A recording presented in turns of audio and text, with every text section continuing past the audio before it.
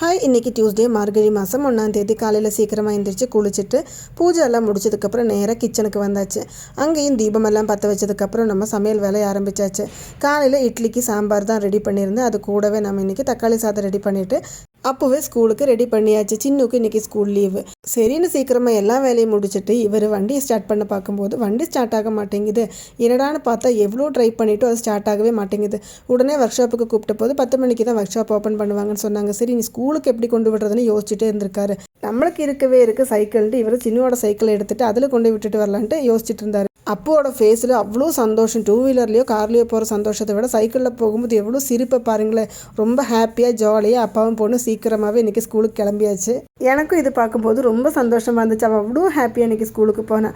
அவளை ஸ்கூலுக்கு அனுப்பிச்சி விட்டதுக்கப்புறம் நம்ம நேராக வந்து கிச்சனுக்கு வந்து சின்னுக்கு தோசை எல்லாம் ஊற்றி கொடுத்து அவளும் டியூஷனுக்கு கிளம்பியாச்சு. அம்மா அன்னைக்கு கொண்டு வந்த நேந்திரங்காய் இன்னும் பழுக்கவே இல்லை, கொஞ்சமாக தான் பழுத்திருக்கு. சரி, அதே கொஞ்சம் வேக வச்சுட்டு தோசை கூட சாப்பிட்டுக்கலாமேன்ட்டு நான் இன்றைக்கி 2 தோசையும் சாம்பாரும் அதே மாதிரி பழமும் தான் சாப்பிட்ருந்தேன். அப்போ இன்றைக்கி வீடியோ இவ்வளோதாங்க. இந்த வீடியோ உங்களுக்கு பிடிச்சிருந்தா மறக்காமல் சப்ஸ்கிரைப் பண்ணுங்கள். ஓகேங்க, பை. நெக்ஸ்ட் வீடியோவில் பார்க்கலாம்.